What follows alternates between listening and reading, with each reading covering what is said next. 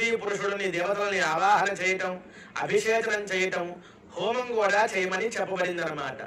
ఇటువంటి వైదిక కార్యక్రమాలు ఒక సంవత్సరం కాకపోయినా ఇంకొక సంవత్సరం అయినా మనం కుదిరించుకోవాలి. కుతూహలంగా ఉండాలి, కౌతూహలంగా ఉండాలి. మనం కష్టపడితే సాధన చేస్తూ పదం కలిపితే సాధించలేనిదేముంది అని ఒక కవి గారు చెప్పారు. కనుక చైత్రమాసంలో ఇటువంటి ఉగాది నాడు మనం ఇవన్నీ చేయాలి. అలా చేయకపోయినా చేసే వాళ్ళ ఇంటికి వెళ్ళినా కనీసం దేవాలయంలో పాలు పంచుకున్న అందరికీ కూడా సమానమైన ఫలితం వస్తుంది. ఈ రోజునే చక్కగా స్నానం చేసి పట్టు వస్త్రాలు ధరిస్తారు, నూతన వస్త్రాలు ధరిస్తారు. దానికి వస్త్రాలకి కాస్త పసుపు తడిపి పెట్టాలన్నమాట.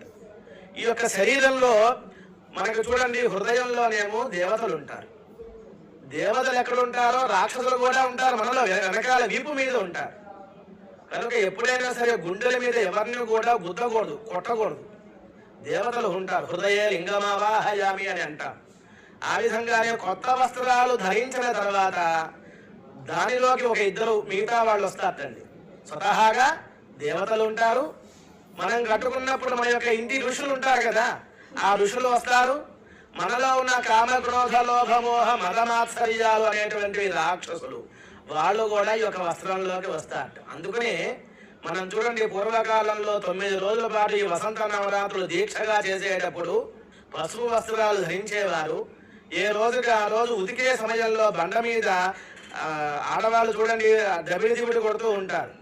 ఇప్పుడు ఈ కాలంలో వాషింగ్ మిషన్స్ వచ్చినాయి, కానీ అలా తిరుగుతూ ఉంటుంది తప్ప దెబ్బ తగలదు. మనం పూజ చేసేటువంటి వస్త్రాలు చక్కగా తీసుకొని భూమి మీద అలాగా కొంచెం చిలకరించినట్లయితే, కొంచెం 2-3 దెబ్బలు కొట్టినట్లయితే రాక్షసులు వెళ్ళిపోతారట. నూతన వస్త్రంలో సర్వదేవతలు ఉంటారు. కనుక ఉగాది నాడు కొత్త పట్టు వస్త్రాలు ధరించమని ఉన్నది. తర్వాత నింబ పుష్ప భక్షణం అంటారు, వేప పచ్చడి. అటువంటి వేప పచ్చడి కూడా తయారు చేసుకొని పంచాంగములకు పంచ అంగము తిథే శ్రియమాప్నోతి వారాత్ ఆయుష్యవర్ధనం నక్షత్రాత్ హరతే పాపం యోగాద్ రోగ నివారణం కరణాత్ కార్యసిద్ధించ పంచ అంగ ఫలముత్తమం అన్నారు. కనుక కాలస్వరూపుడుగా ఉన్న భగవంతుడు పరమేశ్వరుడిని అర్చన చేయటానికి పంచాంగానికి కూడా ఈ సంవత్సరం శుభకృత సంవత్సరం అన్నమాట.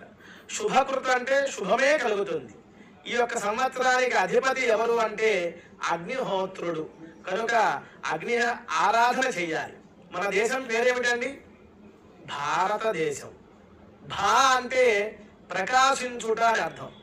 ఏమి ప్రకాశిస్తుంది?